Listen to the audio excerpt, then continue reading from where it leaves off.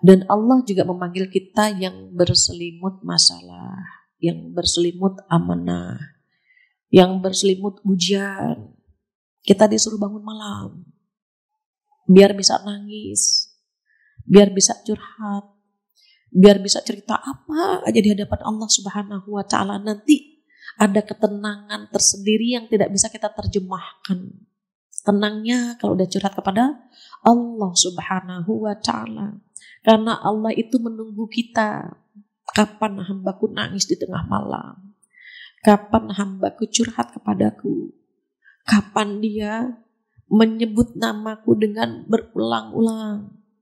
Makanya kita dikasih ujian agar kita bisa bermanja-manja dengan Allah. Manusia itu kalau lagi gak dikasih ujian, doanya biasa-biasa saja. Sekedar astagfirullahaladzim, astagfirullahaladzim, astagfirullahaladzim. Atau Rabbana atina fid dunya hasanah wa fil akhirati hasanah wa qina adzabannar, gitu kan. Coba kalau lagi diuji, ya Allah, doa kita indah. Kita bisa nangis. A'udzu billahi minasy syaithanir rajim. Assalamualaikum warahmatullahi wabarakatuh.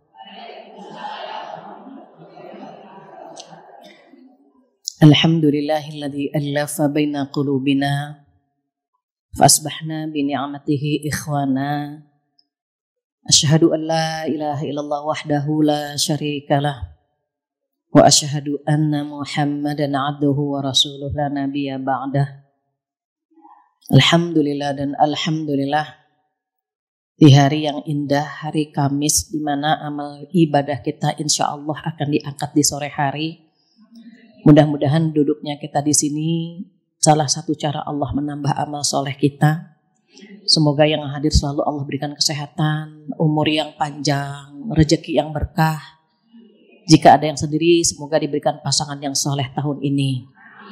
Yang sudah berumah tangga, diberikan rumah tangga yang sakinah, anak yang soleh-solehah. Mudah-mudahan kelak Allah kumpulkan kita semua di jannah. Amin ya rabbal alamin.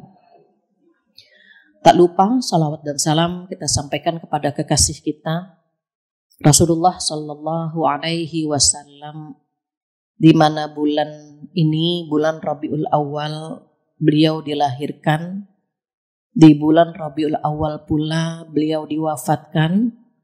Mudah-mudahan setiap bulan Rabiul Awal Allah memberikan kita kekuatan menambah cinta kepada beliau. Karena cinta yang beliau berikan untuk kita tidak sebanding dengan cinta kita untuk beliau. Nabi yang paling sibuk di hari kiamat adalah Nabi kita Muhammad Sallallahu Alaihi Wasallam. Banyak yang berharap sekali menjadi umat Nabi Muhammad Sallallahu Alaihi Wasallam, dan kita dipilih oleh Allah menjadi umatnya. Maka sering-seringlah berselawat untuk beliau, hidupkan sunnah beliau, kenali keluarga beliau, dan jadikan beliau sebagai role model hidup kita dalam segala hal. Harapannya apa? Harapannya kita bisa bersama beliau di surga nanti dan bisa mendapatkan syafaatnya di hari kiamat nanti, insya Allah. Amin ya rabbal alamin. Hari ini tema kita masih lanjut. Ini tema terakhir untuk masuk surga bersama keluarga. Karena ada 8 poin yang bisa kita lakukan untuk masuk surga bersama keluarga. Sebagaimana kita ketahui, jika kita liburan, kita pergi bersama keluarga. Jika kita makan-makan, kita makan-makan bersama keluarga. Jangan sampai masuk surga tidak bersama keluarga. Semua orang tua pasti tidak rela, tidak redho kalau anaknya menjerit di dalam api neraka. Maka kita sebagai ibu jangan pernah lelah mengajak anak-anak kita dan membimbing mereka agar masuk surga bersama kita. Begitu juga para istri yang Masya Allah lebih dulu mendapatkan hidayah.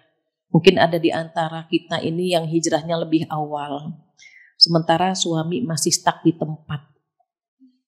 Mudah-mudahan ketika Allah membimbing kita ke jalan yang lebih indah, lebih baik, kita tidak meninggalkan pasangan kita.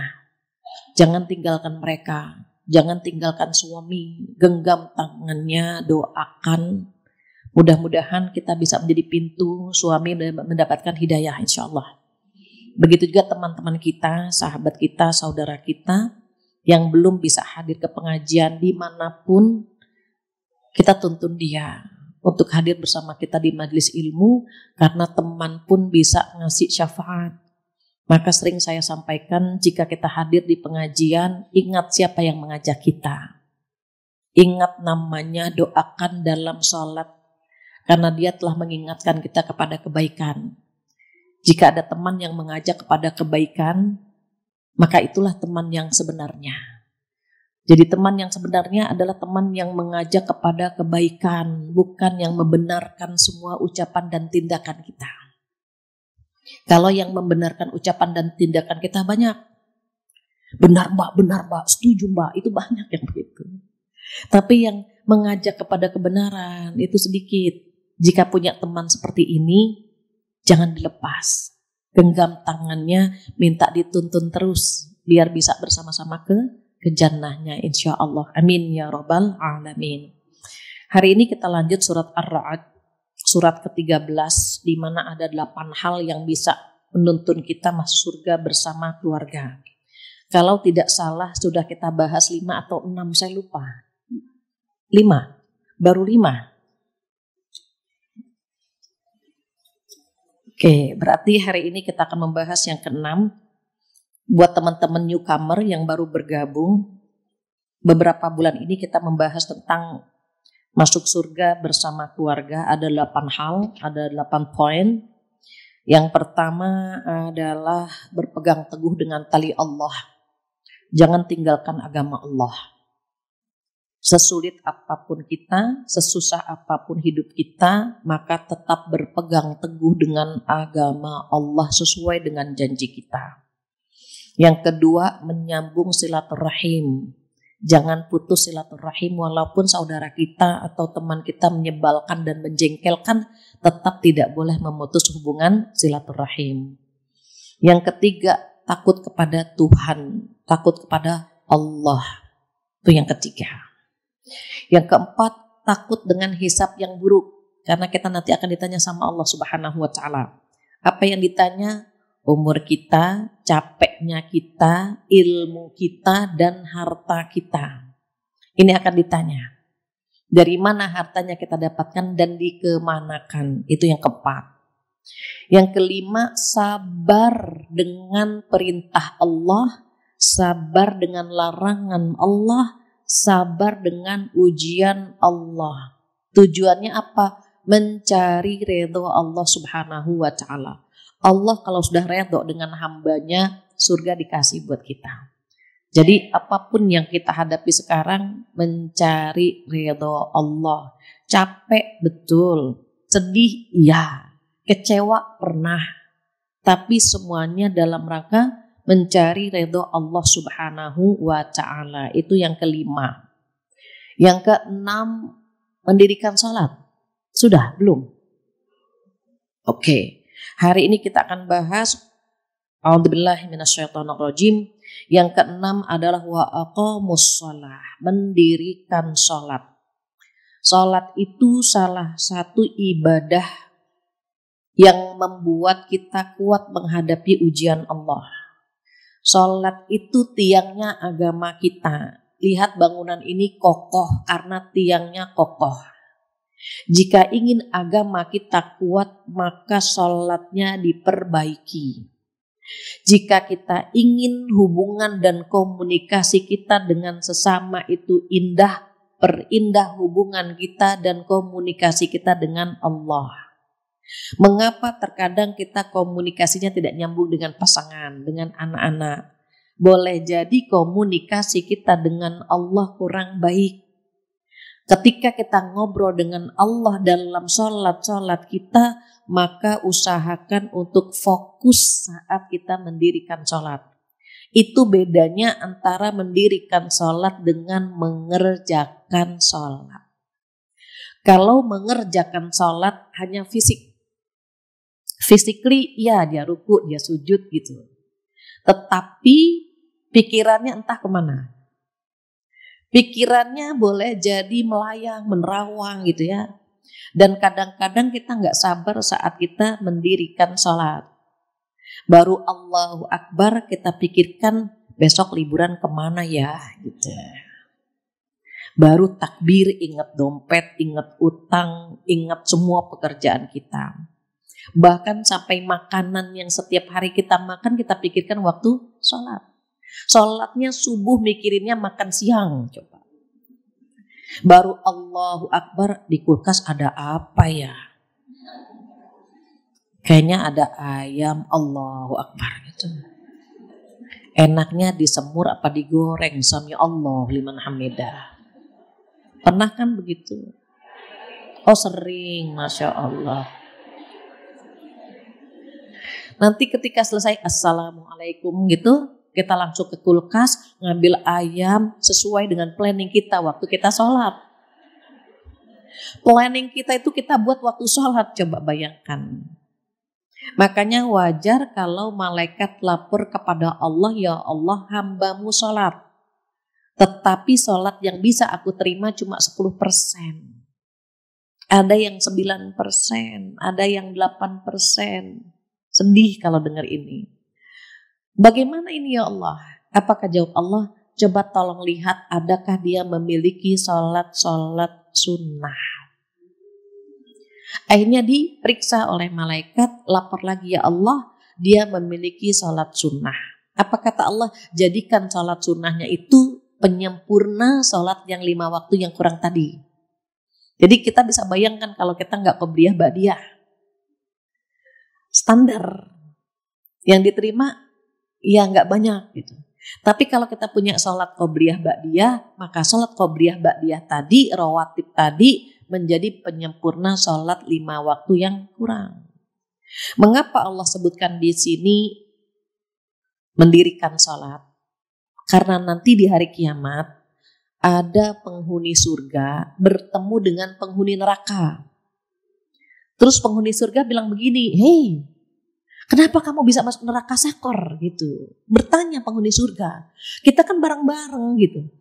Tapi kenapa kamu masuk neraka sakor? Apa jawabannya? Karena dahulu kami tidak sholat. Jadi yang tidak sholat masuk ke dalam neraka yang disebut dengan neraka sakor. Dari mana kabarnya? Dari surat Al-Muddathir. Boleh Ibu tolong buka surat Al-Muddathir? Di situ ada dialog antara penghuni surga dengan penghuni neraka yang masuk ke neraka sakor.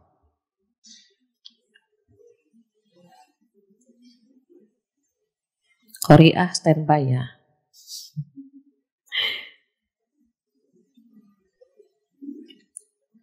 Setelah Al-Muzammil itu ada surat Al-Muddathir, surat 74. Ayatnya 40. Sebetulnya sampai 47, tapi boleh tolong dibacakan sampai 44 saja. Surat 74.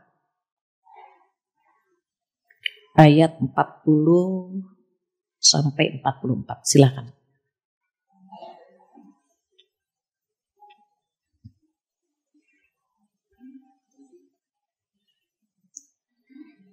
A'udzu billahi minasyaitonir rajim. Ya.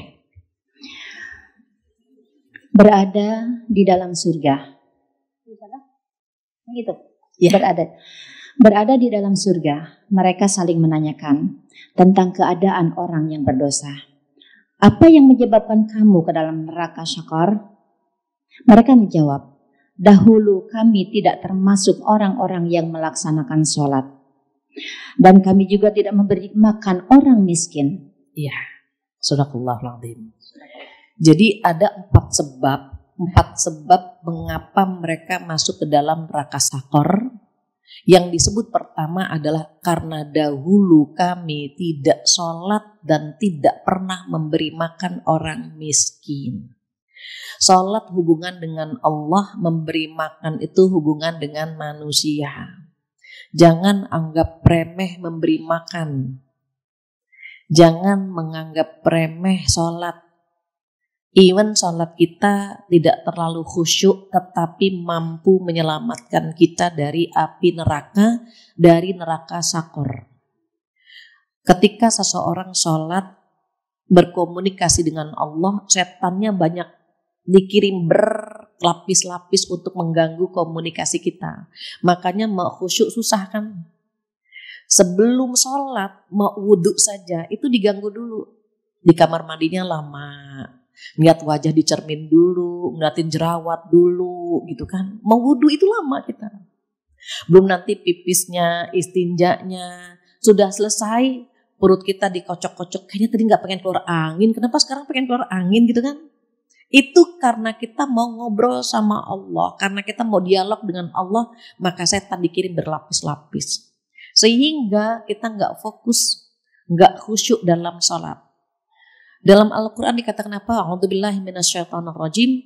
Fawailul lil musallina alladzina hum an salatihim sahun. Apa sahun? Sahun itu artinya lalai, lupa. Maka fawailun, wail apa? Celaka. Loh kok celaka bagi orang-orang yang salat? Dijelaskan sama Allah. Fawailul lil musallina alladzina hum an salatihim sahun. Maka celakalah bagi orang-orang yang salat, yaitu yang lalai dalam salatnya. Ini bisa kita lihat di surat Al-Ma'un. Surat ke-108. Nah, saat Allah Subhanahu wa taala berfirman fawailul lil musallin, tolong jangan berhenti di sini. Pahami dengan ayat selanjutnya. Siapa yang celaka? Alladzina hum an salatihim sahun, yaitu yang lalai dalam salatnya. Apa definisi lalai? Definisi lalai ini ada 3 kelas. Untuk para sahabat, untuk orang-orang salafus soleh, ketika mereka sholatnya tidak khusyuk, maka mereka sudah mengatakan celaka. Aku sholatnya hari ini lalai, kenapa enggak khusyuk? Pernah Abu Bakar masuk ke dalam masjid, sedang sholat, tiba-tiba di depannya ada burung, warnanya indah gitu. Itu melihat bulu burung sudah langsung bilang apa? Celaka, aku sholatnya enggak khusyuk karena melihat burung. Kalau kita kan enggak khusyuk tiap hari. Bahkan saking khusyuknya kita bingung, ini kedua apa ketiga. Kalau mereka enggak khusyuk itu sudah mengatakan celaka. Hari ini aku sholatnya enggak khusyuk. Itu level pertama, level paling bagus. Maka kalau kita mengejar level itu, Masya Allah. Ada itikat baik, ada effort, ada kemauan kuat untuk khusyuk. Misalnya menatap tempat sujud gitu, menyuarakan bacaan sekedar telinga kita mendengar ya. Bismillahirrahmanirrahim. Alhamdulillahirrahmanirrahim. Kenapa? Ada usaha kita pengen khusyuk. Even ternyata bisa khusyuk di rakaat pertama sama kedua, ketiga lupa lagi kan gitu.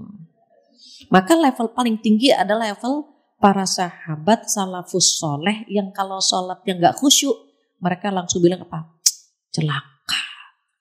Kali ini aku sholatnya tidak khusyuk. Begitu. Itu level nomor 1. Level lalai nomor 2 adalah kita. Kapan kita menganggap kita lalai? Saat kita lalai di 3 hal. Yang pertama, lalai waktunya. Contoh, adzan berkumandang. Allahu Akbar, Allahu Akbar. Terus kita bilang apa? Alhamdulillah sudah masuk waktu zuhur.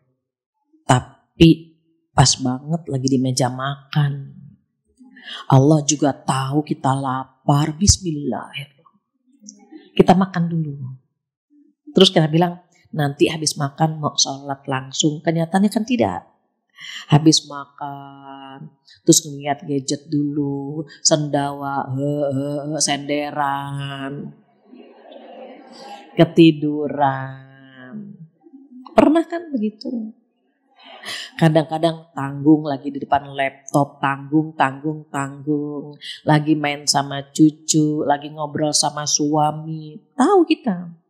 Ngobrol sama suami kan pahalanya besar. Adzan berkumandang gak bubar. Ya Allah, saya lagi bercengkrama dengan suami, ya Allah, betul. Tapi kita lalai waktunya. Itu lalai nomor 1. Kita pernah lalai waktu. Shopping, lalai. Aduh ya Allah masih di jalanan. Aduh masih masak. Lalai sholat kita, lalai waktunya. Yang kedua apa? Lalai rokaatnya. Pernah kan? Kedua atau ketiga, ya Allah. Kedua atau ketiga, lupa kita. Terus bagaimana kalau dalam kondisi seperti ini? Ambil yang sedikit. 2 atau 3 baru 2, gitu maksudnya. Ini ketiga apa keempat sih ya Allah? Ketiga apa keempat? 3 gitu. Orang sholat itu harus mengambil keputusan dengan cepat. Jangan bolak-balik duduk berdiri duduk. Ya Allah sebetulnya keberapa sih ini? Harus langsung ambil keputusan. Ketiga atau keempat? 3 gitu. Ambil yang sedikit. Terus bagaimana? Sebelum salam sujud sahwi. Tapi jangan zuhur sujud sahwi, asar sujud sahwi, maghrib sujud sahwi, kebangetan banget gitu. Jangan juga. Walaupun kita tahu, oh boleh sujud sahwi, betul boleh. Tetapi jangan terlalu sering. Fokuslah sedikit, cuma 5 menit ya. Tapi setan hebat banget. Kadang-kadang kalau kita lupa, kita gak khusyuk, kita berdalil apa? Gak apa-apa sholat, pikiran kemana-mana. Daripada kemana-mana tidak sholat. Begitu. Jadi kita akhirnya sholat, lupa lagi. Itu lalai rokaat. Ada yang ketiga, lalai bacaannya. Kita baca yang agak panjang suratnya. Bismillahirrahmanirrahim. Wadduha wal laili idza saja. Wadduha. Lupa kita. Balik lagi. Bismillahirrahmanirrahim. Qul huwallahu ahad. Sering kan? Pernah begitu? Pernah. Kelihatan wajah-wajahnya wajah-wajah cool. Qul huwallah, qul a'udzu birabbil falaq, qul a'udzu birabbin nas. 3 qul ini terus yang kita baca. Lupa sedikit qul a'udzu birabbin nas. Paling naik itu kemana? Wal 'ashr. Itu agak mendingan gitu. Karena 3 qul ini favorit gitu ya. Setiap baca panjang sedikit, lupa, balik lagi ke qul huwallah gitu. Terus bagaimana? Coba ditargetkan. Kita nggak bisa hafal 30 juz. Tapi hafalkanlah juz 30 gitu. Kita nggak bisa hafal 30 juz, tapi minimal juz 30 kita hafal. Biar bacaan surat kita itu ganti-ganti, berubah. Jangan itu lagi. Ada seorang istri cerita, Bu Fatia, suami saya kalau jadi imam suratnya kuliah keluarlah. Udah 5 tahun Bu, itu aja dia. Ternyata suaminya memang bisanya surat itu. Yang menjadi masalah ketika pandemi, ketika COVID, sholat taraweh 8 rakaat, itu semuanya itu coba. Isya'nya itu, tarawehnya itu, witirnya itu. Padahal terkadang kalau kita lagi banyak pikiran, baca kuliah ayyuhal kafirun itu bolak-balik itu gak selesai-selesai kan? Karena suratnya sama, ayatnya sama. Qul ya ayyuhal kafirun la a'budu ma ta'budun wa la antum 'abiduna ma a'bud, gitu kan? Nah itu sama tuh. Terus sama kan? Ada yang sampai muternya 2-3 kali. Makmumnya nggak sabaran, lakum gitu. Karena dia nggak ketemu lakumnya di mana lakumnya gitu. Muter-muter itu surat Al-Kafirun. Kita lalaikan bacaannya itu. Maka butuh hafalan tambahan. Terus nanti dipraktekkan dalam sholat sunnah. Surat yang kita hafalkan itu kita praktekkan dalam sholat sunnah. Biar bacaannya nggak itu lagi gitu. Kenapa? Ya kesian kan surat yang lain nggak pernah dibaca. Saya pernah sholat berjamaah, imamnya keren. Baca apa? Bismillahirrahmanirrahim. Yasin. Wah lama nih. Saya baru pakai mukena, Allahu Akbar. 1 ayat dia baca cuma Yasin. Boleh nggak sih? Boleh, tapi makruh ya. Kalau bacaannya terlalu pendek itu makruh. Bacalah yang agak panjangan sedikit begitu. Jangan qul huwallah udah dikit nih, dibaca cuma 1 ayat gitu. Makruh. Kita PR ya, tahun ini lebih banyak hafalannya. Biar pas sholat ndak itu lagi bacaannya. Kenapa kita kalau ngapal susah? Karena Allah menghendaki kita agar duduk dengan Al-Quran. Coba kalau kita ngapalnya cepet. Kita udah hafal, udah kan. Tapi kalau kita ngapalnya lama, ya Allah lupa lagi, duduk lagi kan. Jadi ngulang-ngulang lagi kan. Wadduha. Kan jadi ngapal terus. Coba kalau kita cepet hafal, udah kan selesai. Itu hikmahnya kenapa kita dibuat lupa. Makanya kita sulit untuk menambah hafalan, yang ada pindah hafalan. Di depannya lupa, akhirnya bisa. Akhirnya lupa, awalnya bisa. Begitu aja pindah-pindah terus gitu. Maka biar tidak lalai dalam bacaan kita, mohon menambah hafalan Al-Qur'annya. Dan yang pernah saya sampaikan, orang Indonesia kan dikasih kelebihan oleh Allah, lisannya fasih. Coba lisan fasih ini dipergunakan untuk memperbaiki bacaan Al-Quran dan menambah hafalan Al-Quran. Agar kita tidak termasuk orang-orang yang lalai. Karena kan yang lalai tadi kan 3 kan? Apa yang pertama lalainya? Lalai waktu. Kalau lalai waktu, istighfar. Yang kedua, lalai rakaat. Ambil yang sedikit. Nanti sebelum salam, sujud sahwi. Yang ketiga, lalai bacaan. Solusinya bagaimana? Tambah hafalan.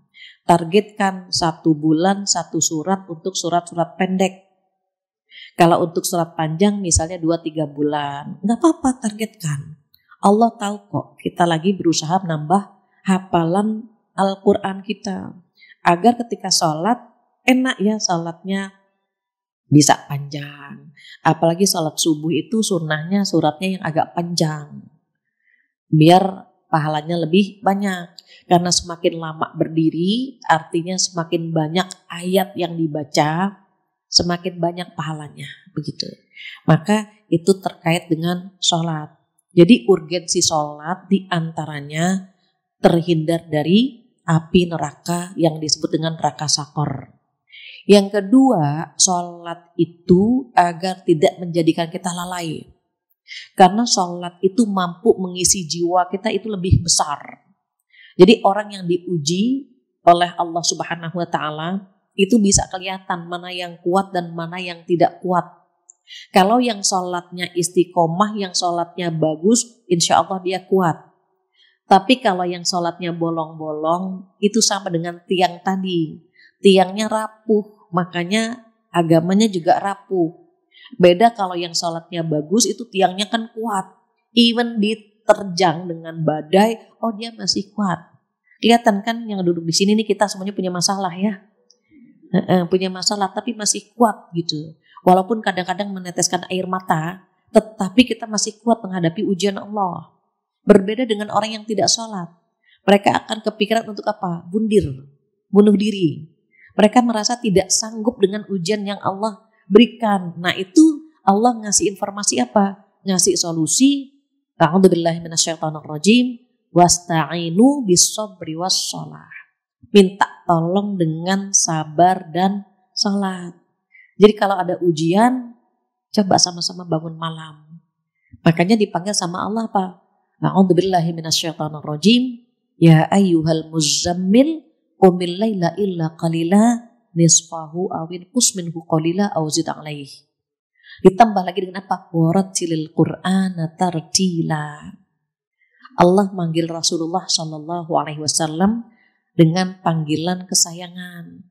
Duhai orang yang berselimut, begitu. Mengapa Allah memanggil Rasulullah sallallahu alaihi wasallam dengan panggilan wahai orang yang berselimut? Karena ketika Rasulullah bertemu dengan malaikat Jibril dalam bentuk aslinya, itu Rasulullah ketakutan.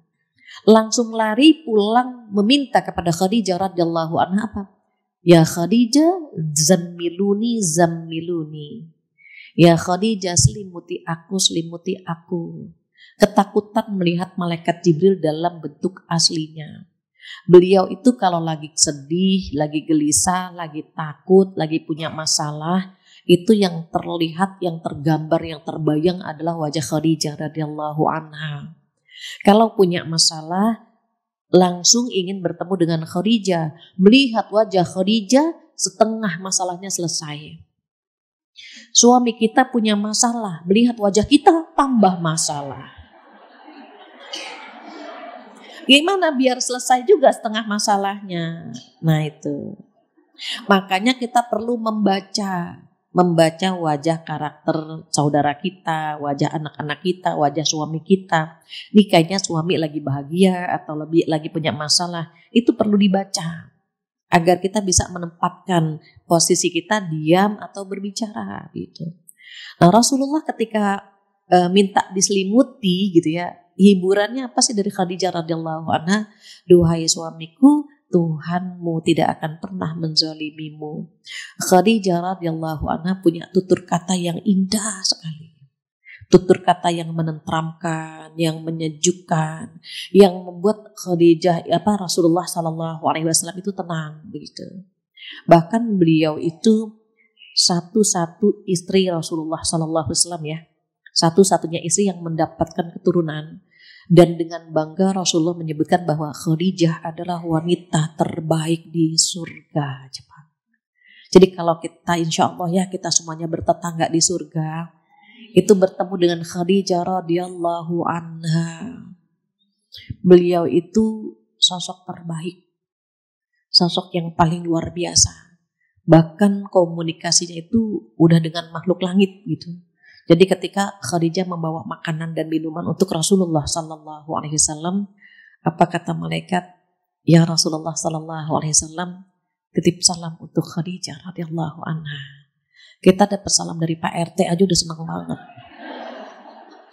Pak Lurah salam, udah senang banget. Gubernur salam, kita bangga banget. Khadijah radhiyallahu anha dapat salamnya dari malaikat Jibril. Allah pun titip salam untuk Khadijah radhiyallahu anha. Cemburu kalau baca cerita tentang Khadijah radhiyallahu anha. Wajar kalau Aisyah itu cemburu sama Khadijah. Khadijah sudah tidak ada saja dibuat cemburu, apalagi jika Khadijah masih ada. Kita saja baca cemburu dalam artian ya Allah Khadijah itu luar biasa gitu. Maka kalau kita ingin gitu ya menambah cinta kita dengan Rasulullah itu perlu kenali keluarga beliau, anak-anaknya, istri-istrinya gitu. Apalagi bulan Rabiul Awal. Bulan Rabiul Awal itu baiknya itu kita menambah cinta untuk kekasih Allah. Jangan cinta kita stuck di tempat dari tahun ke tahun begitu saja. Kita bilang I love you ya Rasulullah, betul enggak gitu. Buktinya mana? Ketika ditanya istri Rasulullah hafal enggak? Enggak, karena banyak sih alasannya.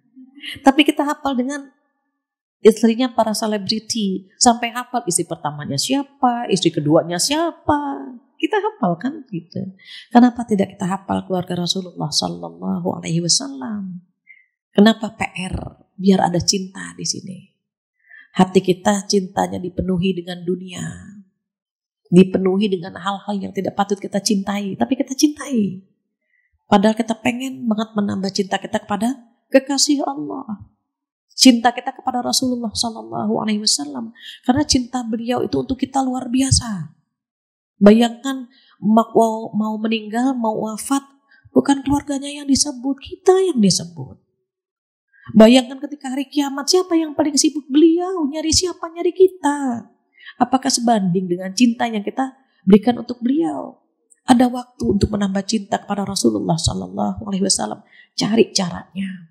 Apakah lewat mengenali keluarganya, apakah menghidupkan sunnahnya, atau kita mengikuti akhlak Rasulullah Sallallahu Alaihi Wasallam, perbanyak salawat untuk beliau, atau kita sama-sama menyebarkan agama beliau gitu.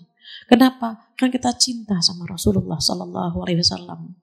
Kalau orang lagi jatuh cinta, menyebut namanya pun senang gitu ya.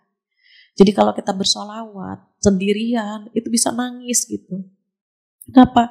Yang kita bayangkan itu ya Allah, seandainya kami bisa bersama beliau di surga nanti gitu. Jadi baca salawatnya bisa fokus, bisa khusyuk gitu ya, bisa sampai ke sini gitu. Nah itu yang sedang kita usahakan biar cinta kita tidak stuck di situ. Begitu aja. Padahal kita pengen masuk surga bersama beliau gitu. Maka Allah Subhanahu wa Ta'ala memanggil beliau dengan panggilan apa? Wahai orang yang berselimut, panggilan kesayangan untuk Rasulullah Sallallahu Alaihi Wasallam. Terus apakah ayat itu ditujukan untuk Rasulullah saja? Tidak. Ayat itu pun ditujukan untuk kita semua. Kenapa? Kita kalau tidur pakai selimut. Karena kita kalau tidur pakai selimut, jadi kita dipakai sama Allah juga. Wahai orang yang sedang tidur, yang menggunakan selimut, ayo bangun malam. Begitu.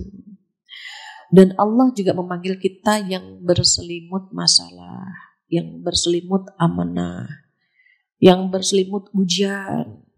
Kita disuruh bangun malam. Biar bisa nangis. Biar bisa curhat. Biar bisa cerita apa aja di hadapan Allah Subhanahu wa Ta'ala. Nanti ada ketenangan tersendiri yang tidak bisa kita terjemahkan. Tenangnya kalau udah curhat kepada Allah Subhanahu wa Ta'ala. Karena Allah itu menunggu kita. Kapan hambaku nangis di tengah malam? Kapan hambaku curhat kepadaku? Kapan dia menyebut namaku dengan berulang-ulang? Makanya kita dikasih ujian agar kita bisa bermanja-manja dengan Allah. Manusia itu kalau lagi gak dikasih ujian, doanya biasa-biasa saja. Sekedar astagfirullahaladzim, atau Rabbana atina fid dunya hasanah wa fil akhirati hasanah wa qina adzabannar, gitu kan. Coba kalau lagi diuji, ya Allah, doa kita indah. Kita bisa nangis, bisa puitis, bisa memuji Allah dengan seindah mungkin. Kapan bisanya itu? Waktu sholat. Terutama saat sholat malam. Maka Allah mengingatkan kita untuk menjadikan sholat dan sabar sebagai penolong. Minta tolonglah dengan sabar dan sholat. Jadi sholat itu salah satu cara kita untuk minta tolong kepada Allah Subhanahu wa Ta'ala. Bahasa mudahnya gini, saat kita sholat, kita lagi ngobrol sama Allah gitu. Orang kalau ngobrol kan fokus, terbuka gitu. Tapi kalau kita pengen tahu Allah ngobrol sama kita kapan? Saat kita lagi baca Quran. Itu Allah lagi ngobrol sama kita. Allah nyuruh kita apa nih? Baca saja Al-Quran. Oh Allah nyuruh kita A, B, C, D. Semakin banyak Al-Quran yang kita baca, kita paling tahu oh Allah maunya ini. Dan kita belajar mengikuti apa yang Allah mau. Bukan yang kita mau. Sama halnya hari ini misalnya kita belajar memahami bagaimana sih masuk surga bersama keluarga. Sama Allah diajarin kan. Nih kalau mau masuk surga bersama keluarga ada 8 poin. Dan kalian sudah bahas di Masjid Darussalam. Sudah poin ke-6. Kira-kira nanti kalian amalkan atau tidak. Begitu maksudnya. Jadi kalau ingin tahu Allah ngobrol sama kita, baca Al-Quran. Kalau kita yang ngobrol sama Allah, kita mendirikan sholat. Maka di ayat ini dikatakan salah satu cara kita masuk surga bersama keluarga, ingatkan keluarga kita untuk setia dengan sholat. Dimanapun, dengan kondisi apapun, tetap mengingat sholat. Jadi kalau traveling, yang pertama kita pikirkan sholatnya tadi di mana gitu maksudnya. Kita mau ke Bandung, enaknya sholatnya di mana? Kita mau ke Semarang, kita mau ke luar negeri, sholatnya di mana? Yang pertama kali kita planning itu, enaknya sholatnya di mana? Setelah sholat baru kita bisa shopping, bisa traveling ke tempat yang lain. Tetapi yang diingat pertama adalah sholat. Bekas tempat sujud kita itu usahakan ada di tempat yang pernah kita singgahi. Kemana saja kita pergi, ada bumi Allah yang kita pijak dan kita sujud di dalamnya atau di atasnya. Jadi setiap kita pergi silakan. Boleh kita traveling, tetapi sholat jangan dilupakan. Ini tipsnya ya, agar bisa masuk surga bersama keluarga. Kemudian yang selanjutnya apa yang ke-7? Wa anfaqu mimma razaqnahum sirran wa alaniyah. Nah, sirra wa alaniyah ini cara. Jadi kalau mau masuk surga, kata Allah di sini yang ketujuh, menginfakkan harta. Caranya bagaimana? Sembunyi-sembunyi atau terang-terangan. Jadi kalau kita bersedekah itu boleh sembunyi-sembunyi, boleh terang-terangan. Mengapa kita perlu sembunyi-sembunyi? Agar terjaga keikhlasan kita. Mengapa harus terang-terangan? Agar memotivasi yang lain. Agar sedekah juga seperti kita. Contoh, kita mengajak teman-teman misalnya, kita donasi yuk buat Palestina, aku titip ya 500. Kita nggak bisa bilang pamer 500 pamer. Enggak. Boleh jadi ketika dia menyebut nominalnya agar yang lain ayo gitu. Ayo kita sama-sama sedekah. Kita mulai dari diri kita gitu. Sedekah subuh yuk, sedekah Jumat yuk, saya titip ya sekian. Dia terang-terangan menyebut nominalnya boleh jadi karena dia memotivasi yang lain. Kita tidak boleh suuzon dengan orang yang sedekah dengan terang-terangan. Terus kenapa Allah menyebut sembunyi-sembunyi? Agar terjaga keikhlasannya. Karena ibadah yang paling bagus kan menyembunyikannya. Itu yang perlu disembunyikan. Salah satu yang perlu disembunyikan, ibadah yang perlu disembunyikan adalah sedekah. Karena Allah menyebutnya sirra. Jadi tidak semuanya harus kita mention ya, kita sebut nominalnya. Ada saatnya, mohon maaf misalnya kita dengan teman-teman pengajian, kita bilang besok kreseknya kantong itunya pakai yang hitam ya, biar nggak kelihatan berapa nominal yang kita masukkan. Kalau pakai kantong plastik yang bening kan kelihatan cemplung 10.000, 5.000. Terus temennya ngeliat, dia cuma 5.000 ikut 5.000 kan gitu. Tapi kalau kain celengan atau kantong sedekahnya itu tidak berwarna, itu kan menjaga keikhlasan kita. Jadi teknis bersedekah itu boleh sembunyi-sembunyi agar kita punya ibadah rahasia. Boleh terang-terangan agar kita punya sedekah jariah. Gara-gara kita sedekah, terus yang lain ngikuti, itu jariah buat kita. Coba bayangkan, kita sedekah sendirian, pahalanya buat kita. Tetapi kalau ternyata kita sedekah yang lain mengikuti, maka itu jadi jariah. Apalagi, ada ya Bu Fatia ya misalnya, ada ya Bu sedekah hari Jumat, ada ya sedekah ini. Terus mereka mengikuti, membiasakan. Itu membuat kita mendapatkan jariah, mendapatkan transferan dari orang yang mengikuti kita. Maka diminta untuk terang-terangan. Kenapa sih perlu bersedekah? Diingat ya, yang masuk neraka sakor, yang pertama karena tidak sholat, yang kedua tidak pernah memberi makan orang miskin. Nah itu. Kita nggak pengen kan, masa sih surga yang luasnya seluas langit dan bumi, tidak ada kita di dalamnya. Karena kita tidak pernah memberi makan orang miskin. Karena Allah ngasih bocoran sama kita, orang masuk neraka sakor karena dia tidak sholat dan tidak pernah memberi makan orang miskin. Masa iya seumur hidup kita nggak pernah membantu orang miskin? Bahkan apa pesan Rasulullah? Pesan Rasulullah, jangan tinggalkan orang miskin. Jangan lupakan orang miskin. Orang miskin itu doanya itu diijabahnya cepat. Bahkan boleh jadi duduknya kita di sini, posisi kita, rezeki kita gitu ya. Itu karena doa mereka. Doa kita mungkin lambat diterima, lambat untuk dikabulkan. Tetapi doa orang miskin yang pernah kita bantu, Masya Allah, itu cepat sekali. Kita sedang tidur nyenyak, terus orang yang pernah kita bantu menyebut nama kita.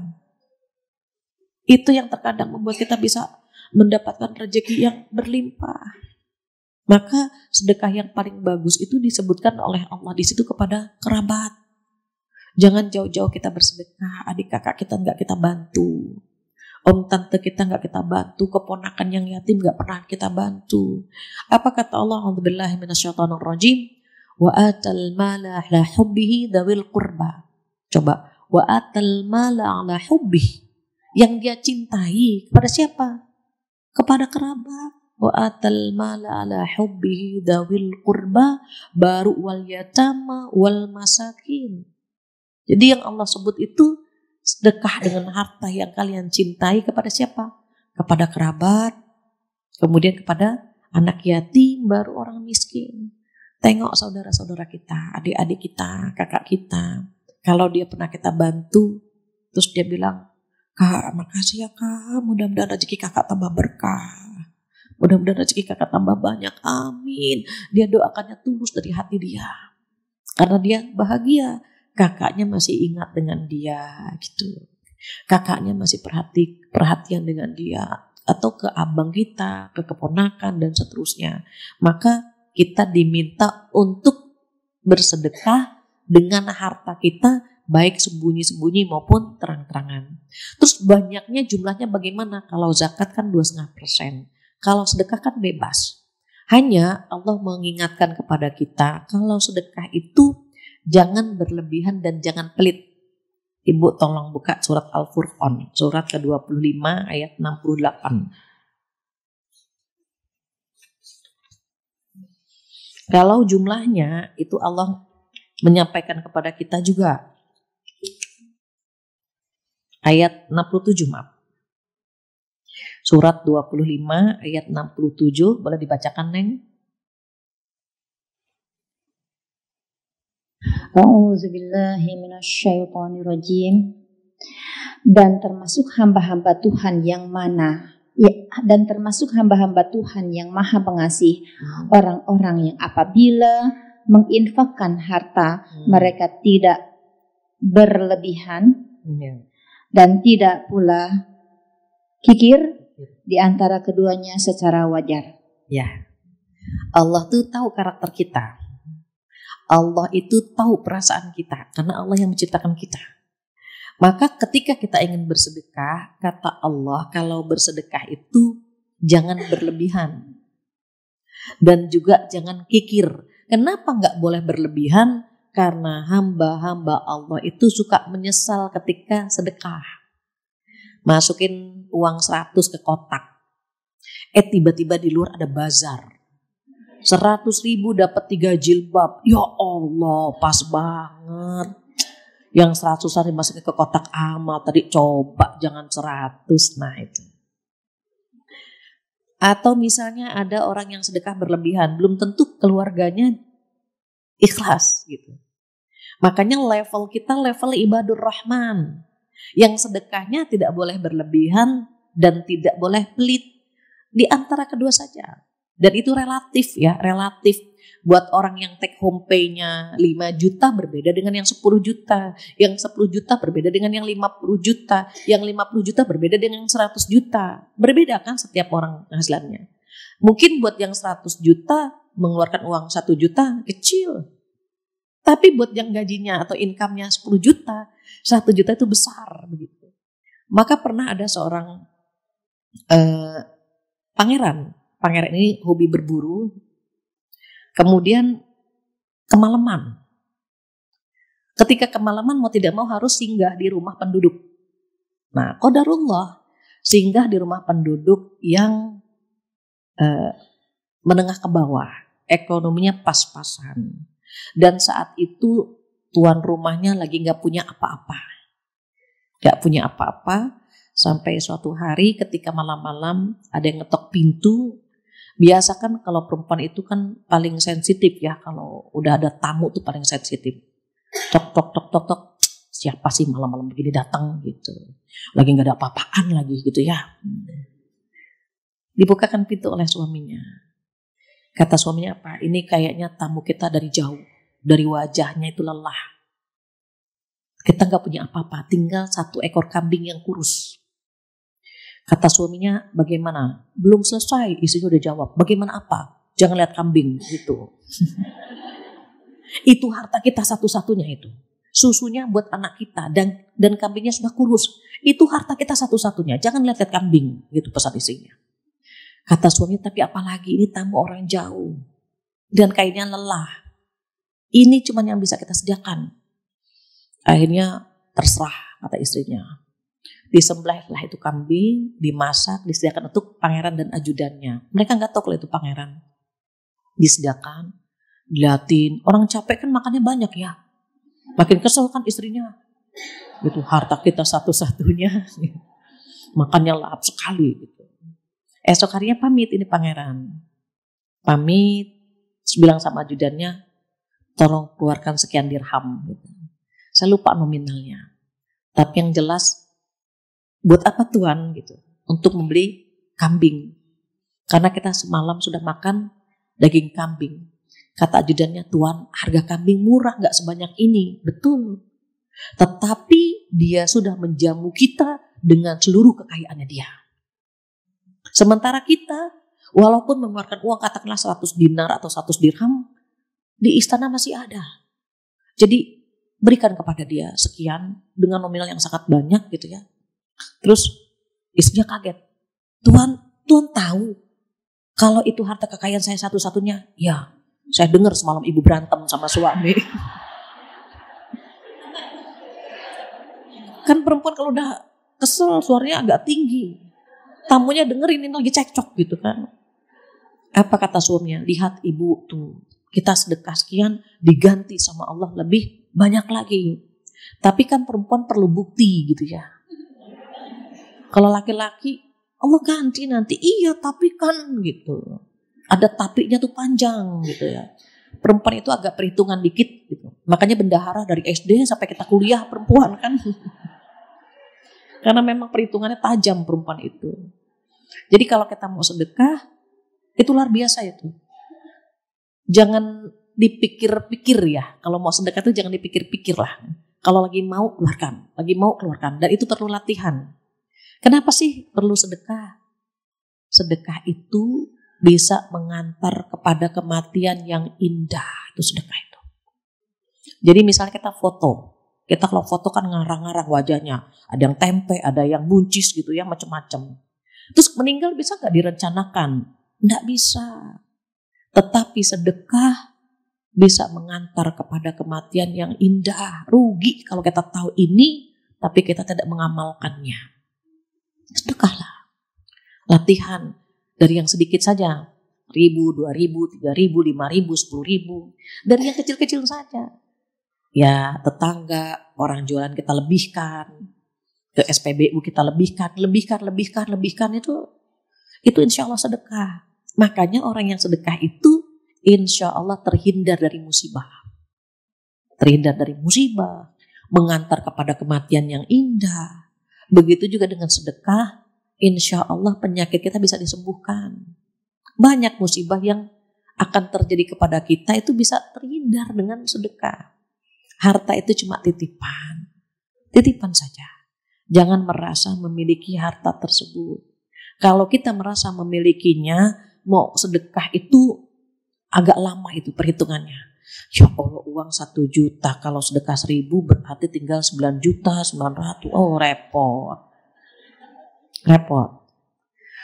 Jangan menganggap harta itu yang bikin kita kekal. Makanya kata Allah apa? Wailul likulli humazatil lumazah alladzi jama'a malan wa 'addadah yahsabu annama lahu akhlada. Itu celaka buat orang yang suka ngerumpi, celaka buat orang yang suka mengumpat, dan yang suka mengumpulkan harta dan menghitung-hitungnya karena menganggap hartanya itu yang membuat dia kekal. Oh itu salah.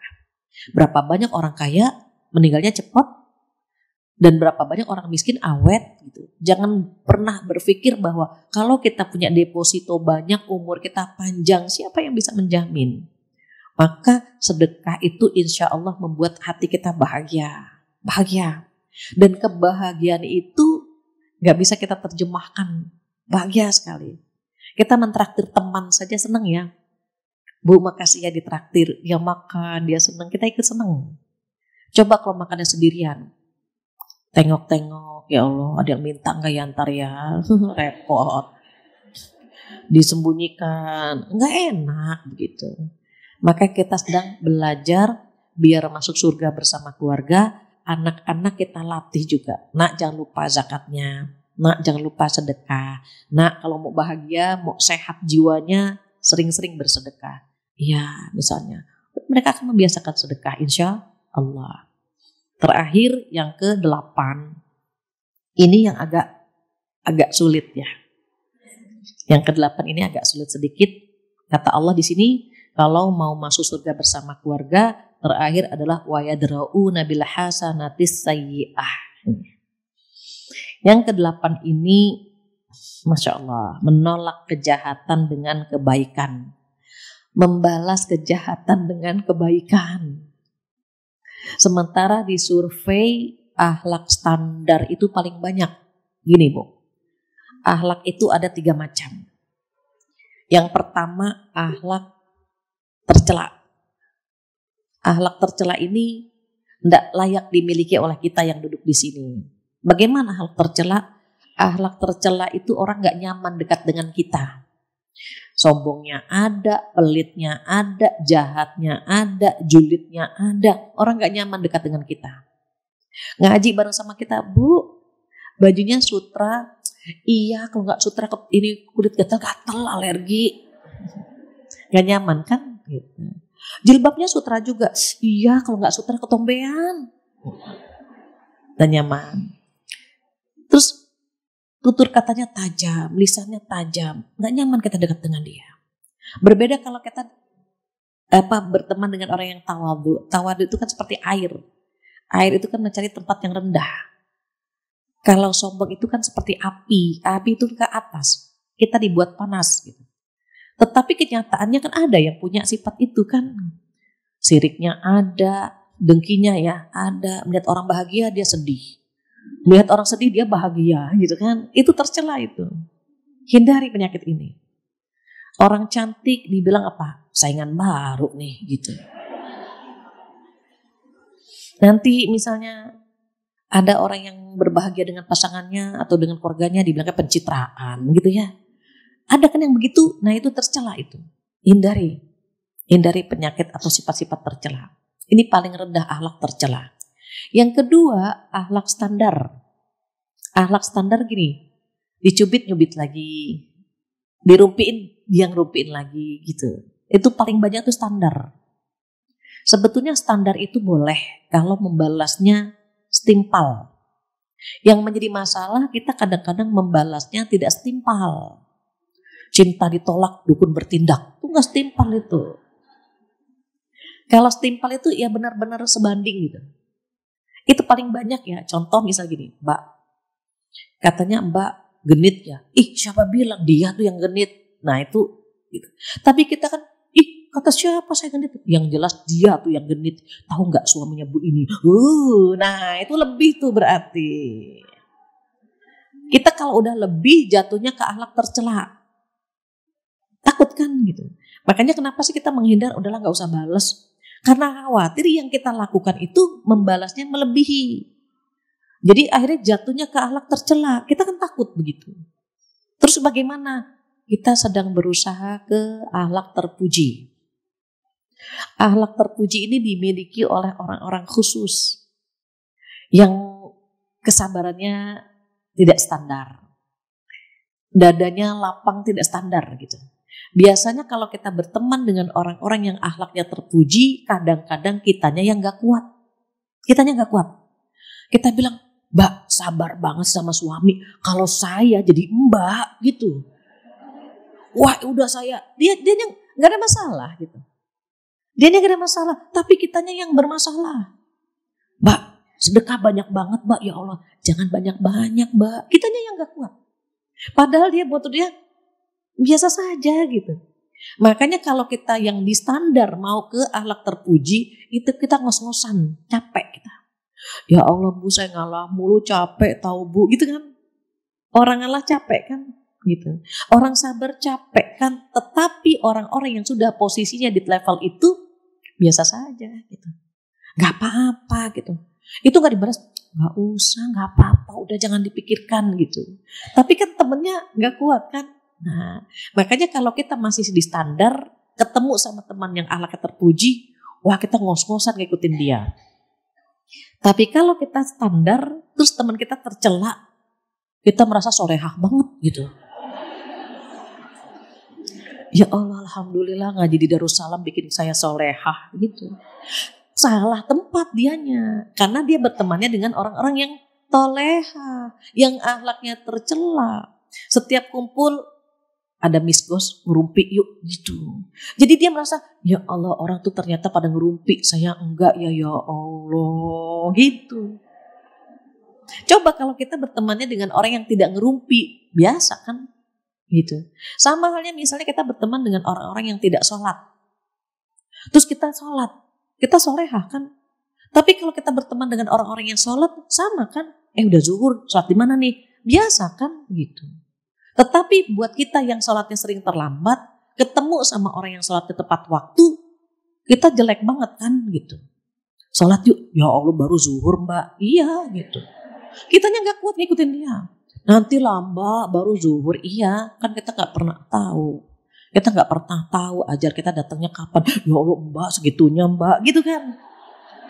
Karena kita belum selevel itu. Nah sekarang ini levelnya level terpuji, itu luar biasa.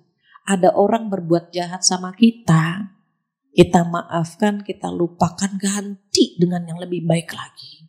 Coba bayangkan, susah kan? Terus kalau Rasulullah SAW bagaimana?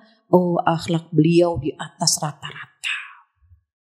Akhlak beliau adalah agung dan mulia. Dan itu disampaikan oleh Allah Subhanahu wa ta'ala. Apa kata Allah? A'udzubillahi minasyaitonirrajim.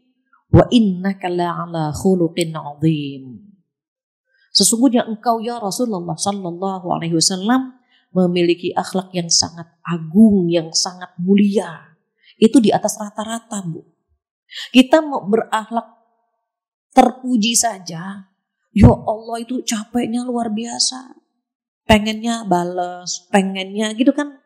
Kata Allah jangan. Kalau mau masuk surga, balas semua perilaku mereka yang tidak baik dengan kebaikan. Dengan kebaikan.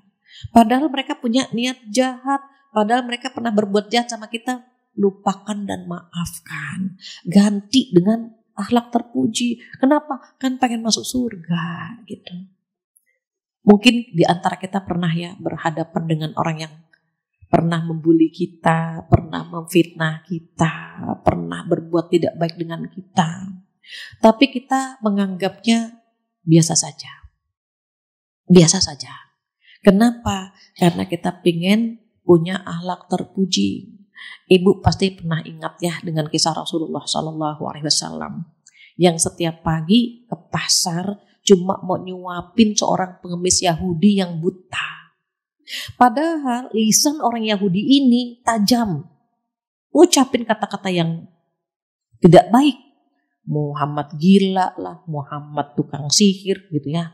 Kalau kita ketemu orang begini nih Bu, kita dikata-katain, kita apain tuh orang? Dia buta ini kan gak ngelihat, kita pukul aja dia gak ngelihat gitu.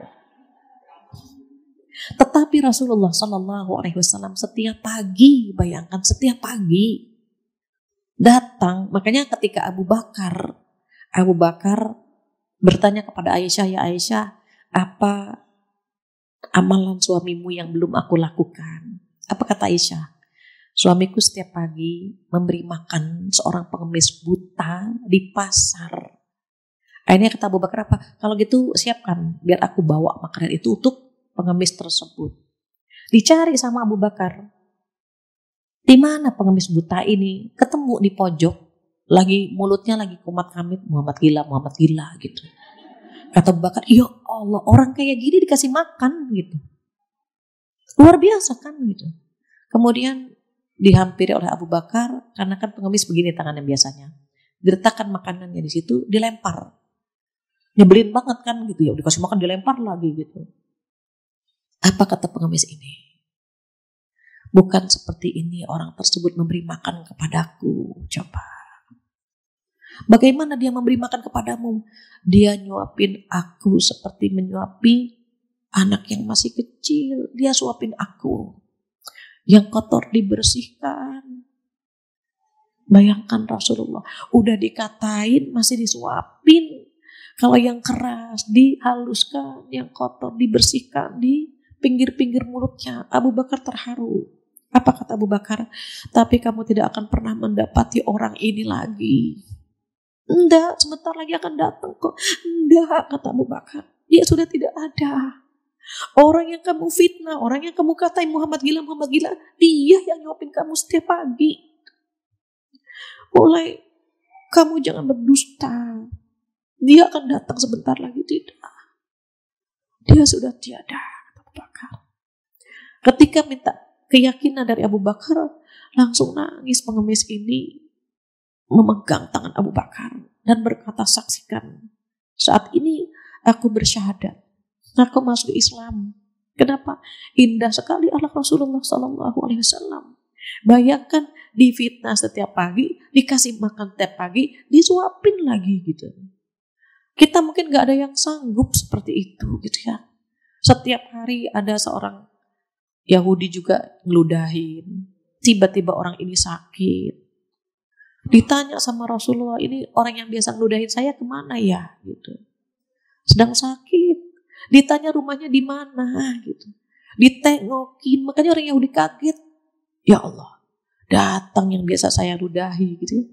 Ya habislah saya gitu kan. Ternyata ditengok, ditanya. Kita nggak bisa selevel itu, tapi minimal kita punya akhlak terpuji.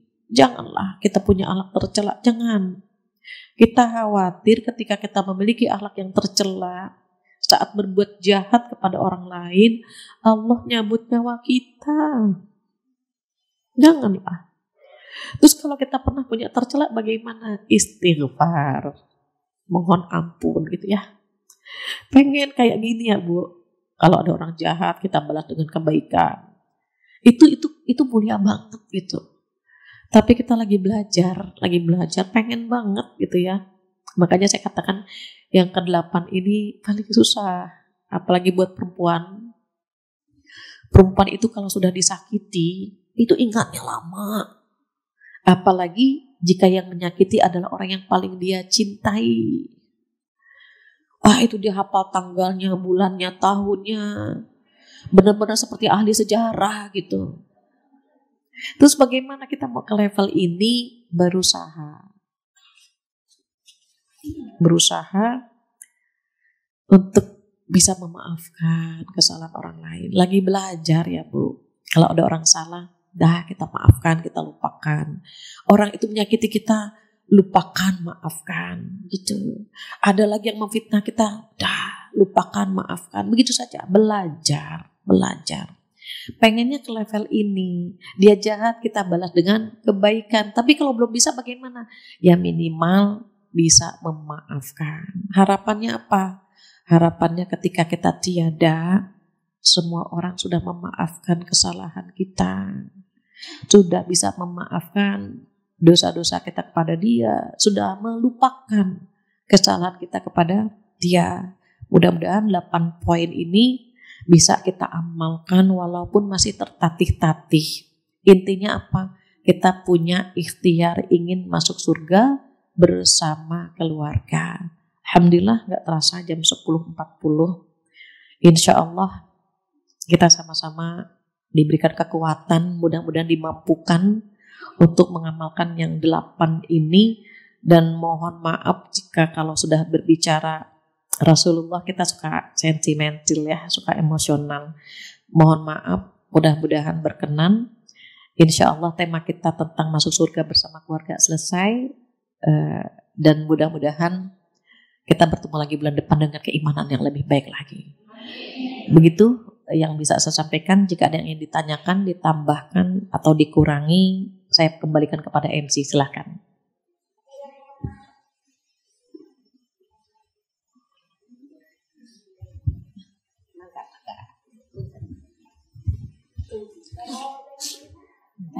Bismillahirrahmanirrahim. Assalamualaikum warahmatullahi wabarakatuh.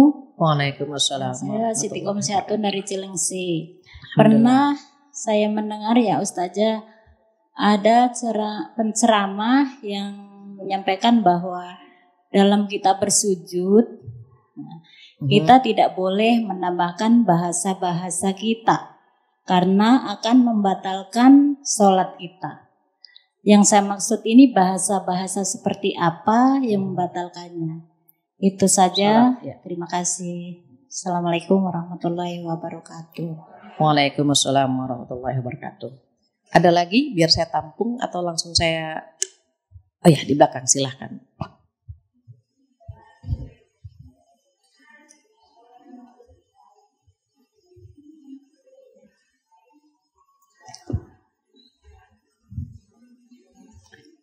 Sound sistemnya nggak ada ya? Di belakang, Neng. Neng.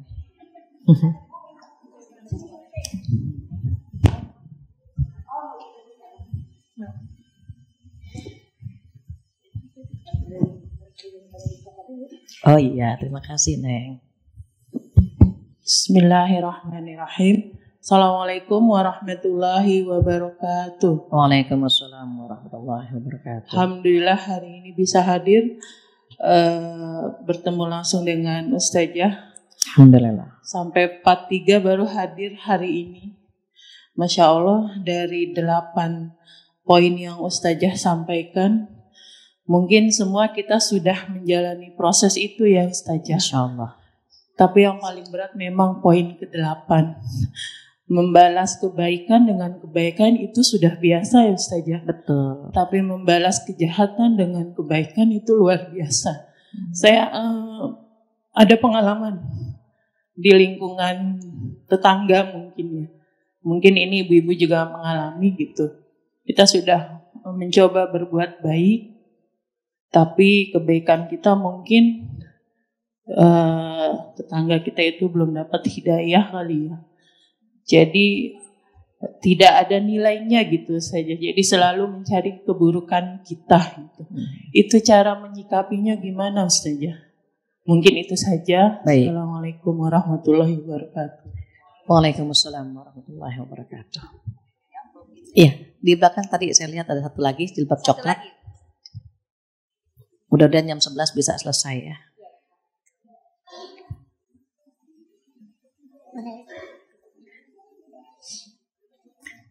Sambil menunggu atraksinya, saya jawab dulu terkait dengan sholat.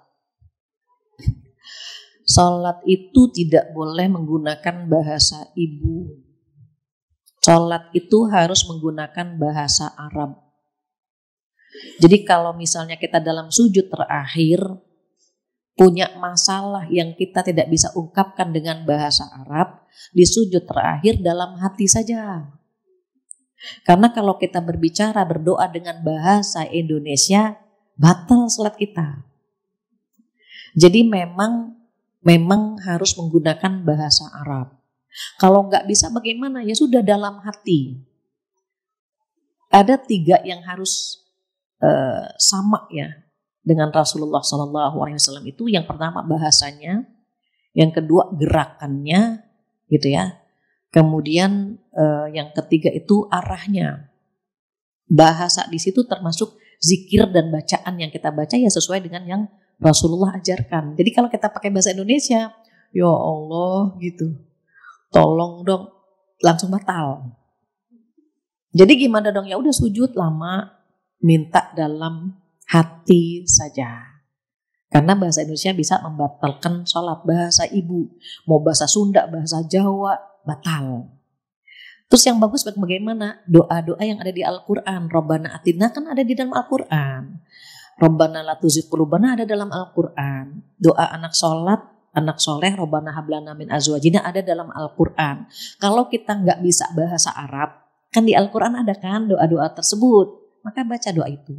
Doa umur 40 tahun ada juga dalam Al-Quran. Begitu. Jadi hafalkan saja doa-doa yang ada di dalam Al-Quran jika kita nggak bisa bahasa Arab. Yang di dalam Al-Quran saja. Jadi intinya bahasa selain Arab itu membatalkan sholat. Begitu. Kemudian yang kedua, masalah tetangga. Tetangga gimana? Nyebelin banget gitu. Ibu qadarullah diuji lewat tetangga. Kita anggaplah ujian lewat tetangga itu ringan. Kenapa? Di luar gerbang kita. Nggak ketemu, nggak apa-apa kan? Gitu. Yang repot kan yang ujiannya itu di dalam rumah. Sekamar lagi sama kita. Itu mau lari kemana coba? Gitu. Kalau sama tetangga tinggal tutup pintu, nggak ketemu, selesai.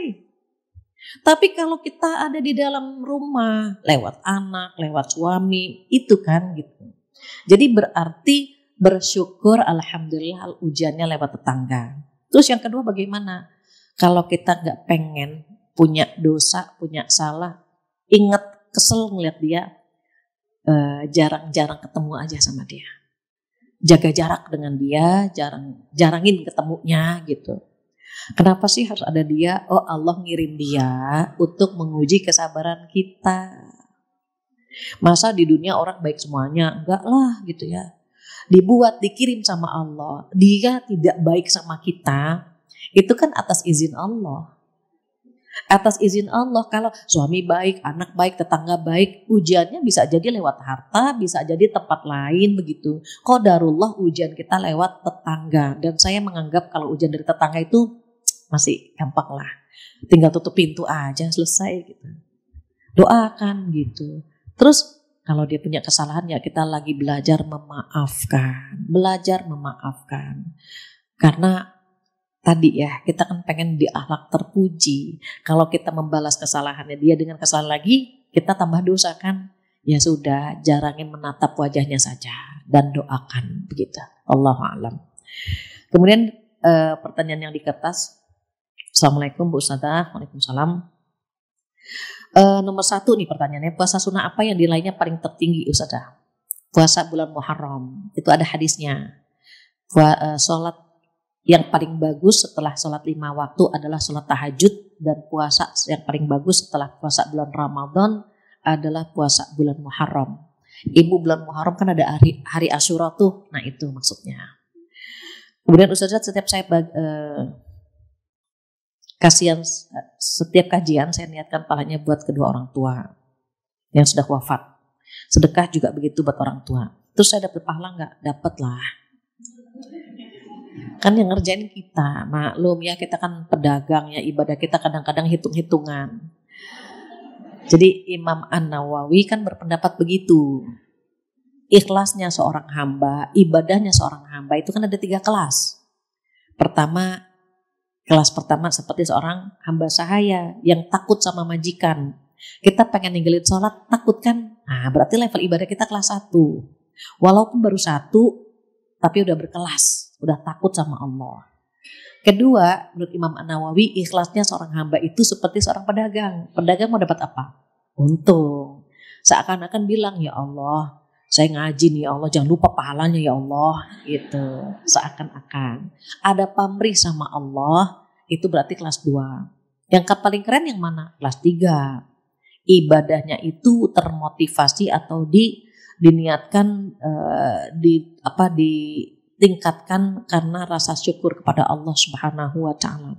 Malu kalau ibadahnya standar. Kenapa? Terlalu banyak Allah ngasih nikmat kepada hambanya.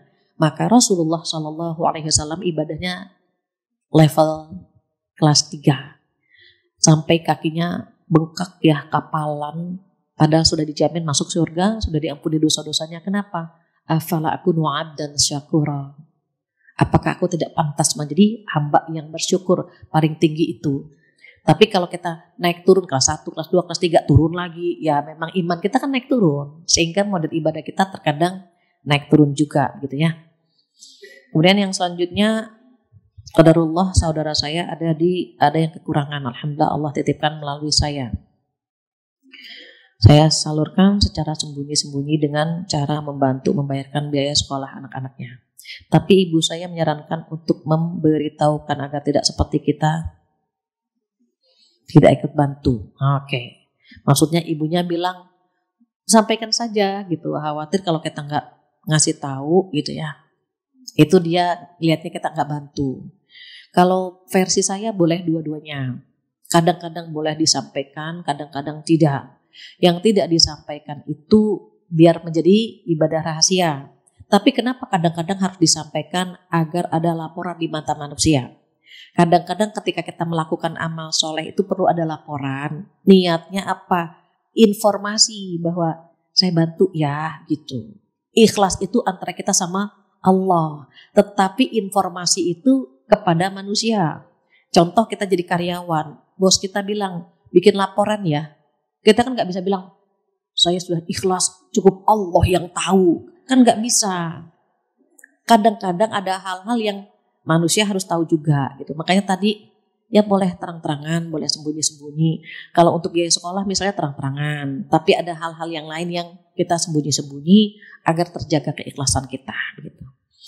Baik Ustazah, bagaimana menyikapi saya punya kakak ipar sedang sakit terus dia bicara merencanakan bahwa keluarga besar akan ada perjalanan semua.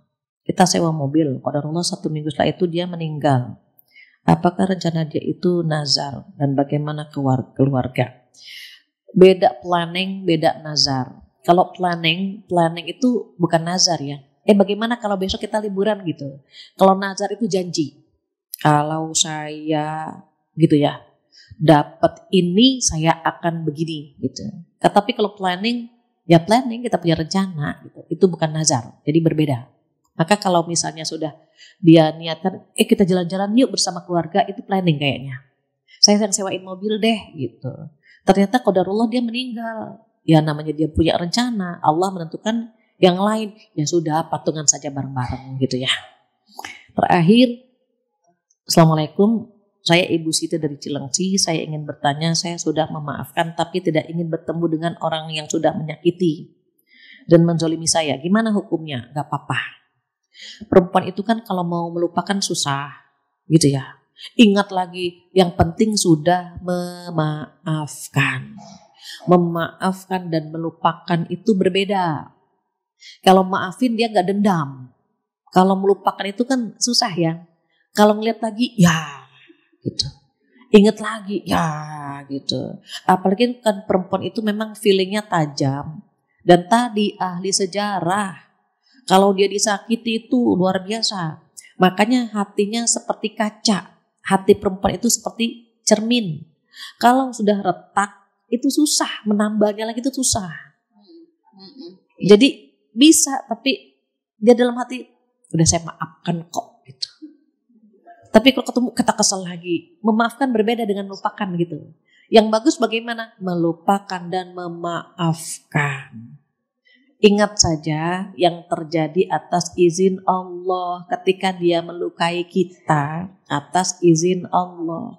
Bahkan kalau kita mau ekstrim, ketika dia menyakiti kita, ya sebenarnya Allah mau mengangkat derajat kita lewat dia sebetulnya. Cuma kitanya gak kuat, itu sebetulnya. Jadi ada orang melukai kita, kan lewat dia kita jadi belajar sabar kan. Ya Allah kok dia jahat banget. Lewat dia kan kita belajar kuat. Lewat dia kita dihina, dijatuhkan. Ketika kita sabar, Allah angkat. Seperti bola bekel. Semakin dilempar ke bawah, membalnya langsung tinggi kan.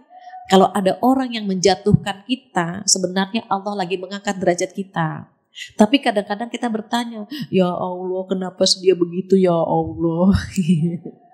Allah ditanya, ya Allah tahu justru lewat dia, kata Allah. Aku akan mengangkat derajatmu. Tapi sayangnya kamu kurang sabar sedikit. Sedikit lagi aku akan angkat derajatmu. Sayangnya kita tidak sabar. Jadi ujian Allah bisa lewat seseorang gitu ya. Allah mengirim dia, menguji kesabaran kita. Kita cocok atau enggak. Kita kuat atau tidak. Kalau kita kuat, perhatikan. Semakin banyak yang membenci kita, semakin banyak yang menjatuhkan kita, Allah akan angkat derajat kita setinggi-tingginya. Terus mintanya apa? Ya Allah kuatkan ya Allah. Hamba tahu dia menyakiti hamba karena izinmu. Engkau kirim dia untuk melukai hati hamba ya Allah, karena akan engkau angkat derajatku.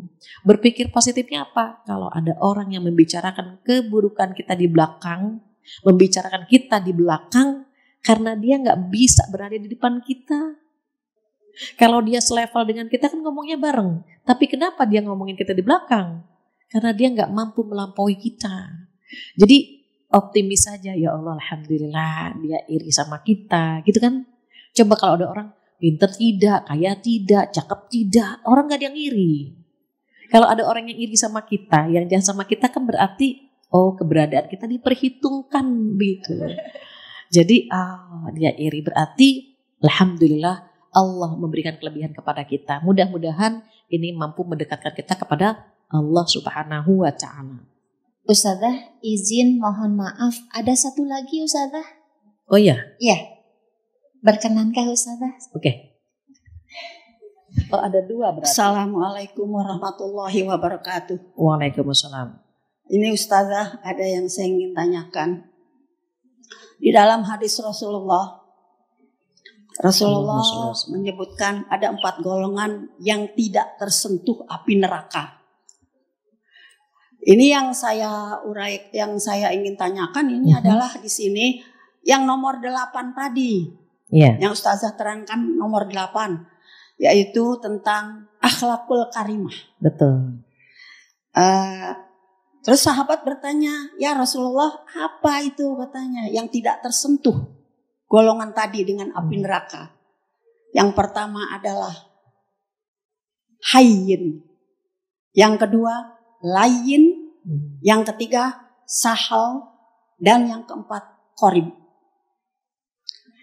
Nah ini kalau kerusakan moral, kerusakan akhlak, apalagi akhlakul karimah, itu kalau dengan anak-anak muda sudah kita lihat terlalu, itu udah sudah lebih jauh daripada yang zaman dahulu. Yang ingin saya ini kan di sini yang paling menyedihkan, yang paling menyakitkan adalah kerusakan moral anak-anak tua. Anak-anak tua, ibu-ibu tua, nenek-nenek tua. Ini yang kita sangat miris. Apakah ini yang saya ingin tanyakan adalah hadis tadi? Apakah ini termasuk akhlakul karimah? Agar supaya kita masuk surga bersama keluarga harus menerapkan hadis ini di dalam keluarga kita. Baik, Ibu. Dengan sesuai dengan yang nomor 8 tadi yang Ustazah terangkan. Baik. Itu saja. Baik, Ibu. Terima kasih. Iya. Ada Ustazah share ini. Ustazah kenal nggak dengan saya? Berdiri. Namanya siapa, Ibu? Ustazah Uswatun Hasanah. Ustazah Uswatun Hasanah pun. Ustazah Uswatun Hasanah, pernah dengar Ibu. Mudah-mudahan kalau menatap langsung saya kenal. Maklum saya udah tua, udah nenek-nenek, suka lupa, Bu. Maaf jika saya tidak ingat, tetapi saya kayaknya dari suaranya hafal. Ini guru saya, guru biologi saya sepertinya. Ya Bu ya? Betul Bu. Waktu saya di pondok Sepertinya pesantren. itu betul. Iya. Waktu saya di pesantren, beliau guru biologi saya. Mudah-mudahan benar ya Bu. Jazakillah khair. Mudah-mudahan sehat terus Bu. Bu Uswatun Hasanah. Mudah-mudahan sehat. Selalu dalam lindungan Allah. Amin. Mohon maaf kalau saya langsung ingat suaranya. Kalau wajah mungkin saya lupa ya. Tapi alhamdulillah suara Ibu masih saya kenang. Saya ingat. Beliau guru saya insyaAllah. Mata'anallah betul di hayatiha. InsyaAllah amin. Baik Bu Uswatun Hasanah, terkait dengan akhlak. Kita semuanya ingin masuk surga bersama keluarga. Jadi kalau ada orang yang sudah tua tetapi akhlaknya tidak memiliki akhlak terpuji, saya khawatir anak cucunya ngikuti gitu. Yang saya pesankan di akhir tadi adalah bagaimana kita berusaha memiliki akhlak terpuji, karena khawatir kalau kita sedang berbuat jahat dan ternyata Allah mencabut nyawa kita, itu kan yang kita nggak siap. Yang paling kita khawatirkan dalam hidup adalah su'ul khotimah, itu kan paling khawatir, paling takut gitu. Paling takut kalau kita meninggalnya su'ul khotimah. Bagaimana su'ul khotimah?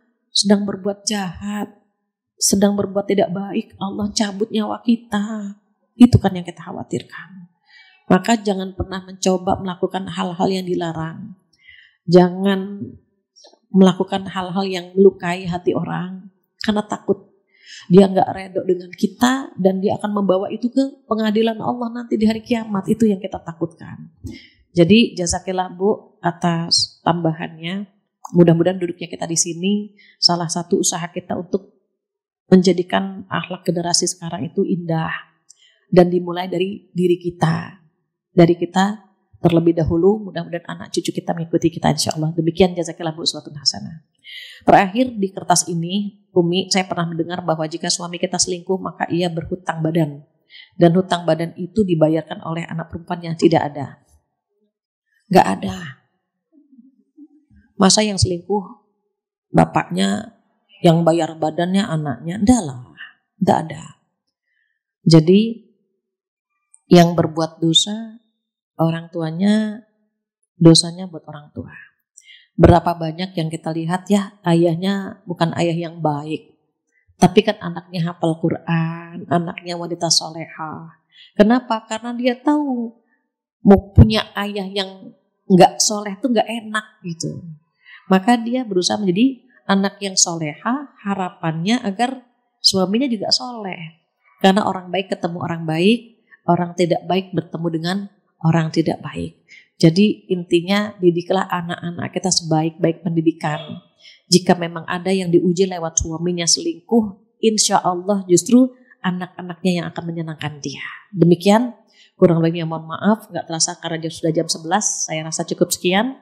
Jika ada kesempurnaan milik Allah saja, karena Allah Maha Sempurna. Jika ada kekurangan dari saya, mohon dibukakan pintu maaf yang sebesar-besarnya. Insya Allah kita bertemu lagi bulan depan dengan keimanan yang lebih baik lagi. Kita tutup pengajian kita dengan doa penutup majlis bersama-sama. Subhanakallahumma wa bihamdika asyhadu an la ilaha illa anta astaghfiruka wa atubu ilaik. Wabillahi taufiq hidayah. Assalamualaikum warahmatullahi wabarakatuh.